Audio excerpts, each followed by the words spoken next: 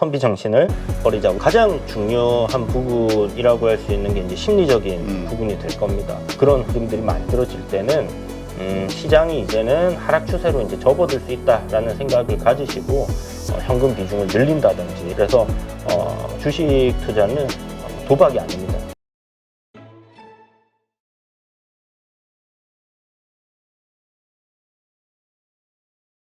오늘 모신 분은 이주현 대표입니다.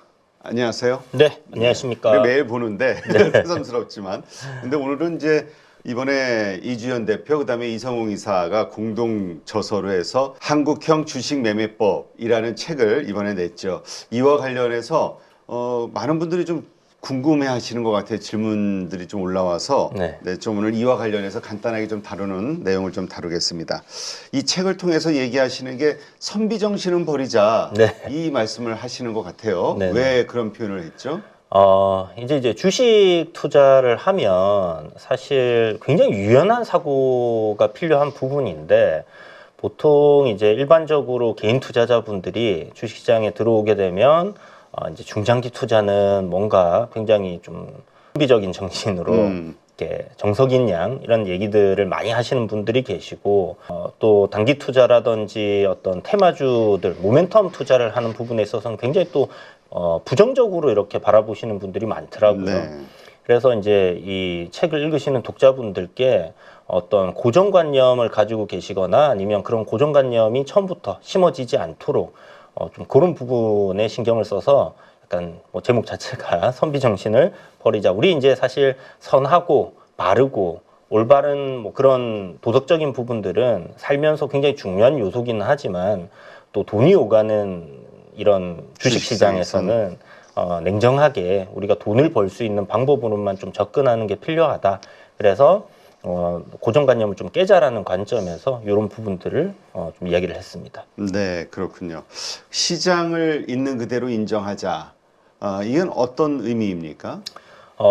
이제 보통 증시가 이렇게 좀 빠지거나 아니면 어떤 종목단에 뭐 영향을 받는 그런 이슈들이 발생을 해서 움직임들이 나왔을 때, 보통 그 종목이 나는 괜찮으니까, 괜찮은 종목이니까 시장이 어떻게 되든 좀 버티겠다 이렇게 가시는 분들이 많으시거든요. 그런데 실질적으로 이제 지나고 봤을 때 시장 하락과 함께 뭐 시장을 이기는 종목이 사실 그렇게 많지는 않단 말이죠.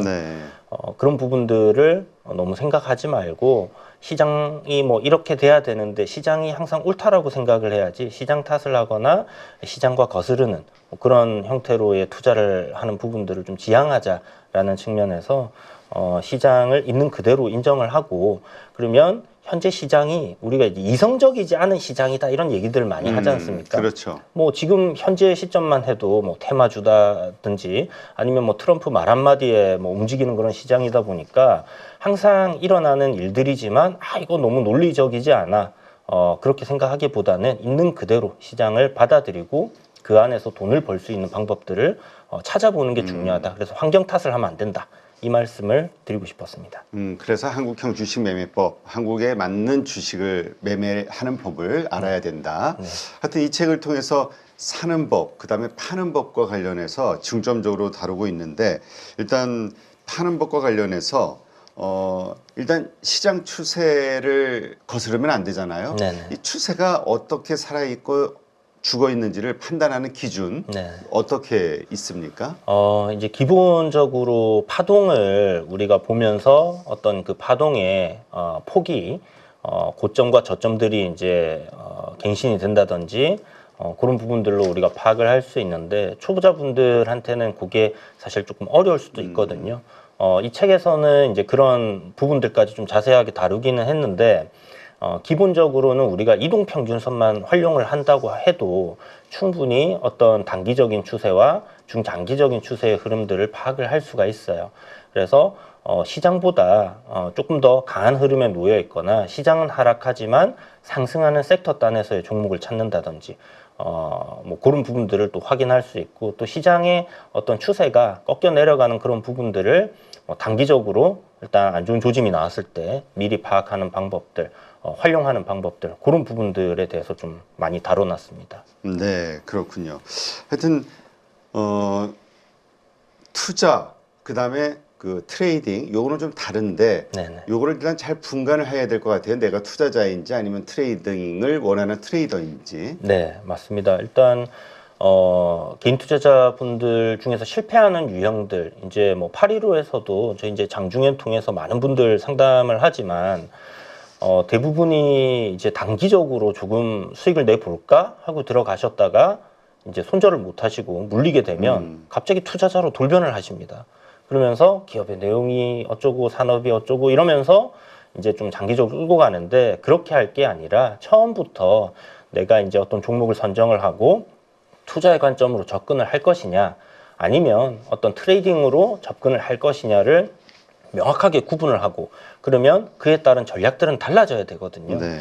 그래서 이제 투자를 하는 사람들의 전략, 그 다음에 우리 트레이딩을 하는 사람들의 기준, 전략, 이런 부분들을 좀 구분해서 접근하자라는 이야기를 드려놨고, 그 트레이딩을 잘하기 위해서 필요한 부분들, 이런 것들에 대한 설명들이 뭐 곁들여져 있다, 이렇게 보시면 될 것 같습니다. 네.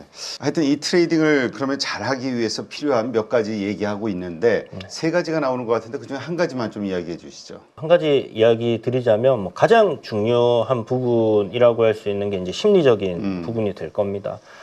트레이딩을 하는 데 있어서 뭐 투자를 하는 데 있어서도 마찬가지겠지만, 우리가 주식 투자에서 가장 기본적으로 깔려야 되는 것들이 이제 쫓기는 마음이 든다든지, 아니면 주식 투자를 하면서 뭔가 뭐 한방 뭐 이런 거를 노린다든지, 이런 부분에 있어서 자기의 심리를 잘 다스리고 항상 그 냉정하게 유지를 하는 부분들이 굉장히 중요하고요. 우리 이제 뭐 스포츠 선수들 보면 그 야구 선수가 똑같은 폼으로 계속해서 투구를 하듯이 네. 그러한 정신 상태, 마음 상태를 유지를 하는 거, 그런 것이 아무래도 이게 결국은 궁극적으로 가다 보면 이제 배울 수 있는 것들은 기술적인 부분이나 어떤 뭐 투자의 노하우들은 경험이 쌓이고 배워지는데, 심리적인 부분들을 어떻게 다스리냐가 이제 결국은 좀 차이가 나는 부분이기 때문에, 그 부분이 아무래도 가장 중요한 부분이 되지 않겠나, 그렇게 보고 있습니다. 그 책의 소재 보니까 500만 원으로 매일 10만 원 버는 법 이렇게 땄던데 네네. 실제로 가능합니까? 어떻게 가능하게 만들 수 있죠? 그걸 이제 목표로 삼자 이거겠죠. 가능하죠. 가능한데 이제 보수적으로 해서 이제 뭐 10만 원이고, 사실 그보다 뭐 더 적은 금액으로도 더 많이 버시는 분들도 있으실 거예요. 근데 일단 책에 나와 있는 내용들에 이걸 숙지를 하면 뭐 무조건 500만 원으로 10만 원을 벌 수 있다, 그렇게 생각하시기보다는 어떤 이제 적은 금액으로도 꾸준하게 이렇게 수익을 내갈 수 있는 방법들을 알려드리는 부분이기 때문에, 그런 쪽으로 생각을 하고 트레이딩 관점에서 적은 금액으로 충분히 꾸준한 수익들을 낼 수 있다 정도로 그렇게 생각을 하시면 될 것 같습니다. 네. 지금 그러기 위해서 일단 훈련이 좀 필요할 텐데 훈련은 하여튼 우리를 좀 완벽하게 만들어 주잖아요. 네네. 어떻게 훈련하는 게 필요합니까? 사실 어떤 지식적인 측면은 우리가 책을 본다든지 아니면 뭐 미디어 매체를 통한다든지 공부를 통해서 이렇게 습득을 할 수가 있지만, 그거를 이제 실전에 적용을 해서 실천을 하는 부분들이 굉장히 어려운 부분입니다. 그래서 그 시행착오를 하면서 계속 겪어가야 되는데, 그게 이제 저는 하나의 훈련이라고 생각을 하거든요. 그러면 배운 내용대로 그것들을 반복하고 숙달해서 체화시키는 그런 과정들이 필요한데, 그 물리적인 시간이 분명히 존재를 해요. 그건 뭐 제가 어떻게 책으로 알려드릴 수 있는 부분들, 글로 알려드릴 수 있거나 말로 알려드릴 수 있는 부분들이 아니기 때문에 독자분들께서 배운 대로 훈련을 하는 그런 부분들을 거쳐 가셔야 됩니다. 그런데 이제 여기서 제가 좀 강조드리고 싶은 것은, 너무 큰 금액으로 내가 잘 모르는 상황에서 이렇게 들어갔다 나왔다 하지 마시고, 적은 금액으로 이렇게 배운 대로 아니면 책에 있는 내용대로 실천을 조금씩 해보시면서 이 부분이 어떤 식으로 적용이 되는지를, 그 경험치를 여러분들이 좀 쌓아가는 그 훈련 과정이 꼭 필요하다라는 내용을 이야기 드리는 부분이에요. 네. 지금 그렇다면 일단 매도법과 관련해서 좀 질문을 드릴게요. 네. 언제 손절을 할 때는 어떤 기준을 가지고 손절을 해야 되는가? 뭐 여러 가지가 있겠지만 가장 초보자들이 쉽게 할 수 있는 방식 뭐가 있을까요?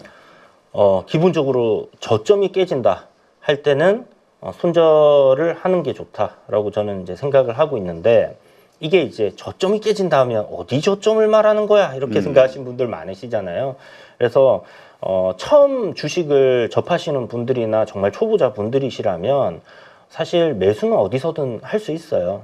그런데 이제 중요한 게 이 투자에 있어서 절반의 성공은 결국 손절, 절반 이상이라고 볼 수 있을 것 같은데, 얼마나 리스크 관리를 잘 하느냐에 달려있는 문제입니다. 그렇다면 기준이 명확하게 내가 서기 전까지는 한 가지의 기준, 그러니까 내가 사서 거기서 마이너스 10%가 되면 나는 무조건 손절을 하겠다라는 기준을 갖는 거, 그것부터 일단 출발하는 것도 좋은 방법이 될 거고요. 요거는 이제 트레이딩 관점에서는 10%는 굉장히 큰 폭의 손실이거든요. 그렇지. 그래서 한 5% 정도, 그 정도로 이렇게 잡으시고, 투자의 관점에서는 그래도 좀 긴 시계열을 보니까 한 10% 정도를 잡고, 최소한 내가 손실을 요거 이상은 더 보지 않겠다라는 그런 딱 개념 정도는 장착을 하고 시장에 참여하는 게 필요합니다. 네. 우리가 하락장에서는 참 돈 벌기가 쉽지 않잖아요. 하락장에서 차라리 좀 쉬는 게 낫다 이런 얘기도 있는데, 네. 하락장을 구분하는 방법은 뭐가 있을까요? 일단 뭐 하락장 구분하는 거, 우리가 사실 이게 지나 보면 여기가 고점이었고 지나 보면 여기가 저점이었다라고 이렇게 생각되는 경우들이 많기 때문에 명확하게 여기가 딱 고점이고 여기가 딱 저점이다, 그런 것들은 존재할 수가 없어요. 그렇지만 앞에서도 이제 이야기한 부분이 이제 추세적인 부분인데, 조금 늦었다 생각이 들지만 그 추세가 꺾였다라고 판단이 되는 시점, 거기가 이제 우리가 대응을 해야 되는 시점이라고 볼 수 있습니다. 그리고 특히 이제 뭐 우리 코로나 이후에 겪었던 이 사이클들을 여러분들이 생각을 해보시면, 금리 사이클이라는 부분, 시장의 유동성이 많이 공급되는 시기와 많이 또 축소되는 그런 시기가 있어요. 그래서 그 사이클에서의 증시는 항상 선반영을 한다라는 개념 정도를 가지시고요. 그러한 시점이 다가오는 그런 흐름들, 매크로적인 관점이 만들어질 때 추세가 꺾여 내려가는 그런 부분들을 우리가 좀 고민을 하고, 뭐 이평선적으로 얘기한다라면 뭐 60선과 121선의 데드 크로스가 나오는 그런 흐름들, 아니면 조금 더 빠른 시계열로 보자라면 뭐 20선이 60선을 데드 크로스 시키는 그런 흐름들이 만들어질 때는 시장이 이제는 하락 추세로 이제 접어들 수 있다라는 생각을 가지시고 현금 비중을 늘린다든지 뭐 아예 매매 자체를 쉬어버리는 쪽으로 그렇게 생각을 하고 보시는 게 필요합니다. 네. 자, 확인하고 매도해야 된다. 이 얘기는 어떤 얘기입니까? 이게 이제 투자의 관점으로 얘기를 할 수도 있을 것이고, 이제 단기 트레이딩 관점에서도 얘기를 할 수 있는데, 보통 우리가 올라갈 때 매도를 하고 나면 더 올라가는 경우들이 많이 생기잖아요. 그렇죠. 그래서 어떤 내가 포지션을 잘 구축을 했을 때는 상승하는 추세가 이제 꺾이는 모습, 그러니까 고점 대비해서 일부 수익을 반납을 할 수는 있겠지만 그러한 추세가 확실히 이제는 꺾였다라고 생각될 때 매도를 해야 된다라는 이야기인데, 이 말은 또 다른 말로 얘기하면 내가 좋은 종목을 어떤 추세 상승 구간에서 포지션을 잘 잡았다라면 그 추세를 최대한 끌고 가면서 수익을 극대화시키는 그 이야기도 되는 부분이거든요. 그래서 뭐 이렇게 추세적인 부분을 활용을 해서 우리가 수익을 극대화시키는 그런 쪽의 내용이라고 생각하시면 되겠습니다. 자, 박수 칠 때 떠나야 된다라는 내용도 있던데요. 네. 이건 이제 제가 좀 초보자 시절에 어떤 매매를 하다 보면 주가가 급등이 확 나오는 경우들이 있어요.